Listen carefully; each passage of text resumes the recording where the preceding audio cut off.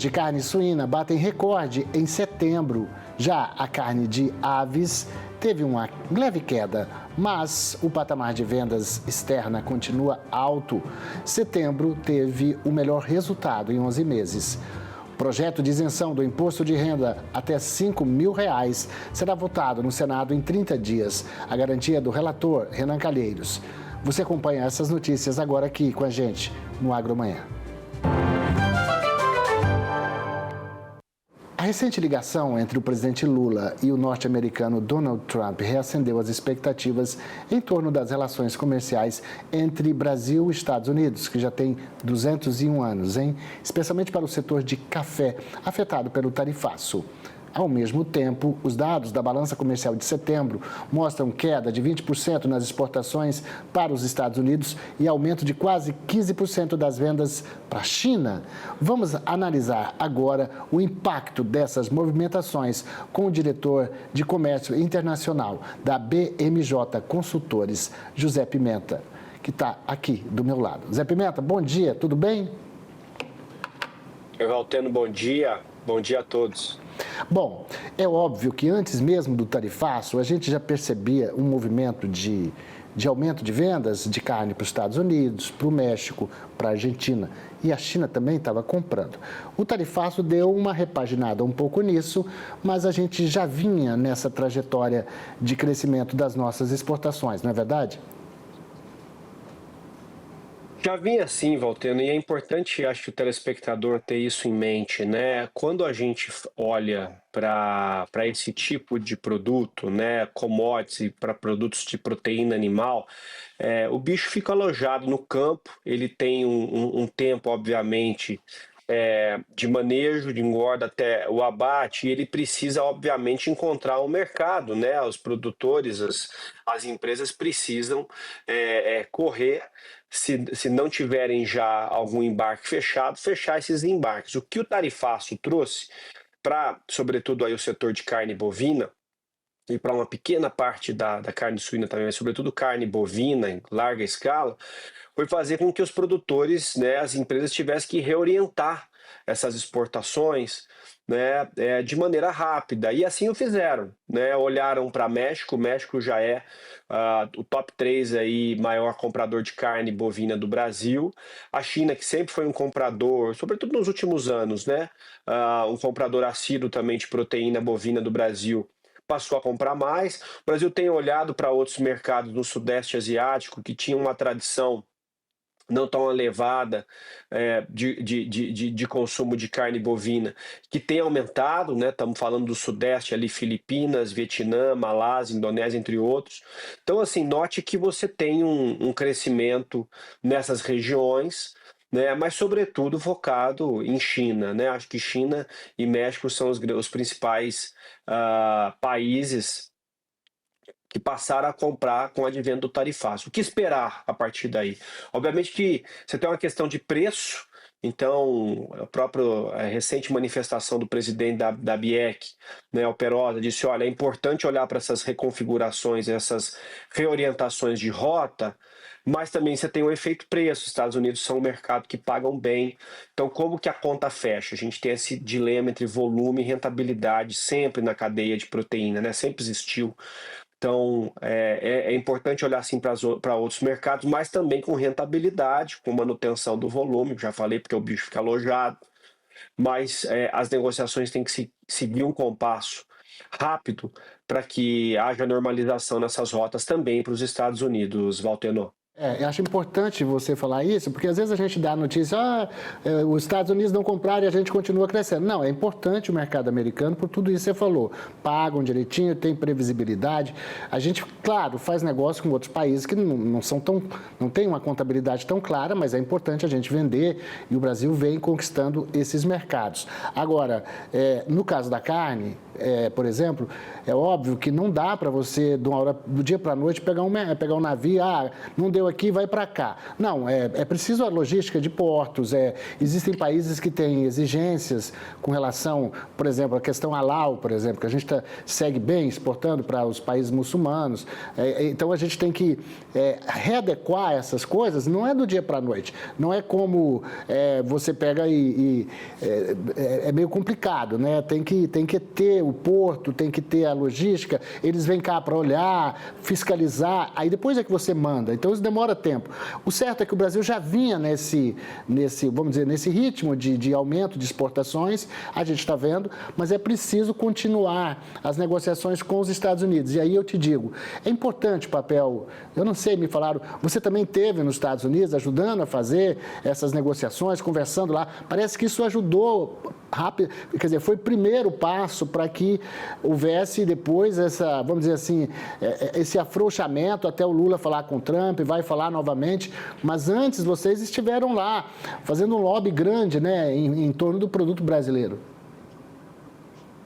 Não tem a dúvida, Valteno, a gente esteve lá, a BMJ esteve presente, lá está lá nesse momento, nosso sócio Velber Barral está lá nesse momento, né, fazendo todas as tratativas, reuniões, defendendo os setores que assim são os nossos parceiros aqui na consultoria. E isso é diplomacia empresarial, né? Isso aí é algo que sempre existiu. No caso dos Estados Unidos, ela ficou não vou dizer totalmente submersa durante um tempo, mas ela ficou mais aquém do que poderia ter estado nos últimos anos, sim, né? Porque a gente entendia, quando eu falo setor privado amplo, né? O setor privado amplo entendeu que, ok, tem uma manutenção, alguns fóruns, alguns pontos de contato, vamos seguir. Porém, e o Brasil, por ter um superávit, os Estados Unidos, por terem um superávit com o Brasil, acho que de maneira geral, no nosso inconsciente aqui, a coisa sempre foi, aí eu falo governo e setor privado, olha, a gente não vai ser afetado de uma forma tão elevada. E foi um engano, né? E agora, com a questão do tarifácio, também por questões políticas, diga-se de passagem, né? Você teve que ter uma movimentação rápida do setor privado em Washington, né? A BMJ está presente, nós estamos presentes lá, e não só nós, acho que aí teve CNI também, a própria Anshan, enfim, uma gama de empresários, missões, para fazer essa diplomacia empresarial, para gerar sensibilização e diálogo. Você teve a missão dos senadores, a primeira missão, nós estivemos com os senadores lá também em várias reuniões. Então você começa a ter de novo uma abertura de um diálogo forte, não somente com a Casa Branca, que é fundamental ter, isso é fundamental ter, mas também em nível governamental, como está acontecendo. Mas esse ponto de contato, essa abertura desses pontos de contato, eventos, rodas de conversa, congressos, enfim, toda a parte acadêmica, position paper, isso é um ecossistema, entende, Valtena? Não é uma iniciativa só.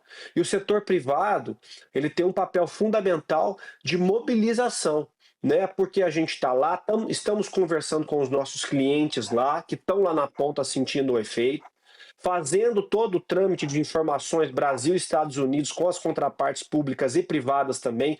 Nosso diálogo com o setor público é muito frutífero. Aqui sempre foi, e nos Estados Unidos está começando a ser, já está bem consolidado com algumas esferas também. Então esse é um trabalho que não pode parar. Acho que essa é uma grande lição que ficou de toda essa história que não terminou ainda, está longe de terminar. Você tem setores que estão sofrendo muito, setor de móveis, por exemplo, e madeira, sofrendo muito em relação ao que está acontecendo com o tarifaço. Você tem também o próprio setor do café, que está em compasso de espera para entender como que vai ser os próximos passos aí para ver se retoma um mercado importante. Carne está de olho porque, embora tivesse ocorrido, né, ocorreu esse redirecionamento, você tem também a necessidade de manter o mercado norte-americano, frutas, enfim, o agro como um todo, né? E também o setor de indústria manufatureira. Então, sim, você tem toda a razão que você está falando, o setor privado é fundamental para abrir essas portas, mas, claro, né, complementar um trabalho aí brilhante que tem que ser feito, né, agora, sobretudo com essa abertura de portas direta do governo norte-americano para o setor público, para a diplomacia brasileira. Então, é trabalhar ao lado, né, da diplomacia brasileira, aí sim, oficial governamental, para que a gente possa somar. Acho que esse é o principal ponto, somar e trabalhar em conjunto em futuro das exportações, em prol de um futuro brilhante para as exportações brasileiras, Valteno. Ô José Pimenta, com relação à BIMAC, né? A BIMAC também falou muito sobre dificuldades de perdas, porque você teria que ajustar todo um parque industrial brasileiro que é preparado, está montado para exportar placas sei lá, de aço, de alumínio, de coisa para os Estados Unidos, e não dá para você, às vezes já vai lá com um nome, com pesagem, cada país tem as suas regras, né? Um é libra, outro é peso, enfim, é difícil você fazer essas mudanças para conquistar novos mercados. Melhor brigar para ter uma taxação menor. Como é que está o setor de máquinas, hein, nesse comércio aí? Tem falado bastante com eles, Valteno, enfim, a gente já trabalha com a Abimac em vários pontos e touch points ali, temas, né? Já há um bom tempo, a gente tem conversado e visto essa movimentação setorial. Você tem empresas, né, que eles chamam de máquinas amarelas, aquelas máquinas de construção civil, estão sofrendo bastante. A gente está aqui no interior de São Paulo, a Abimac tem plantas, a empresas que são associadas à Abimac tem plantas aqui no interior de São Paulo, Brasil inteiro, né? Mas especificamente aqui na região de Piracicaba, você tem empresas como que já exportam para a Caterpillar, entre outras, que exportam para lá há um bom tempo. Então você tem uma dificuldade, você tem também máquinas agrícolas, que tem um intercâmbio forte, e você toca num ponto muito importante aqui, que você já tinha falado antes e ressalta agora, que é a questão da especificidade de mercado.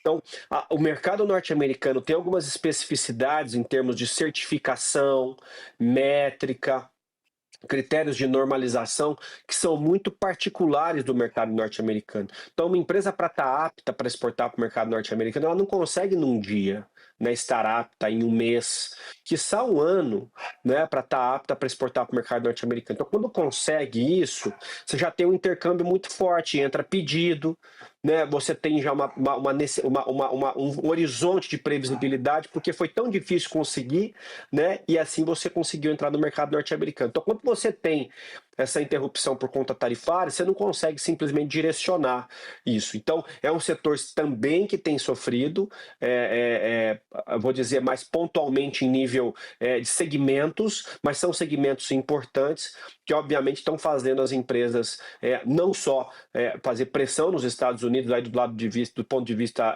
privado, claro, né, com as suas contrapartes lá, para que essas contrapartes lá busquem uma negociação, um diálogo, enfim, uma sensibilização com fontes do governo norte-americano, mas também olhar para outros mercados no longo prazo. Eu acho que a grande chave aí, tanto para o agro quanto para a indústria do Brasil, né, Valteno, é você ter a abertura de novos mercados. Eu acho que isso é o ponto fundamental do que a gente está falando. A gente já fala tanto disso, mas agora é necessário. Tornou-se mais do que necessário com essa nova reconfiguração da ordem econômica, a ordem comercial internacional, nós fecharmos acordos, e assim estamos fazendo. Fechamos com a EFTA, né, recentemente, aquele bloco menor da Europa. A União Europeia deve sair até o final do ano.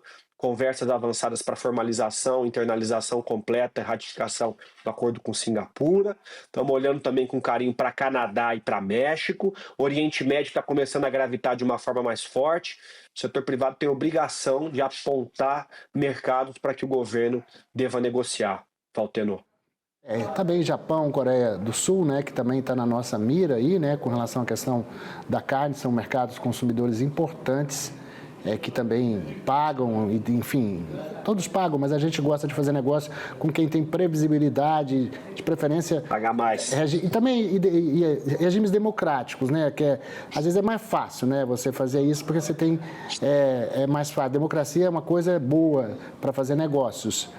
Não dá, a gente faz com todo mundo, mas com países democráticos a gente fica mais tranquilo. Olha só, José Pimenta, quero você mais vezes aqui fazendo análise para a gente, para o agro. Eu sei que vocês têm essa correria enorme, mas sinta-se sempre convidado. A produção vai estar sempre com você. Eu gosto muito de bater papo. Eu vejo você também em outros canais aí falando. Estava com vontade de ver você aqui no nosso Agro Manhã. É sempre um prazer estar aqui com vocês, bater esse papo, falar com o produtor, com a produtora rural, enfim, mostrar um pouco do que está acontecendo. Conte com a gente, até a próxima, meu caro. Obrigado, querido. Um abraço grande.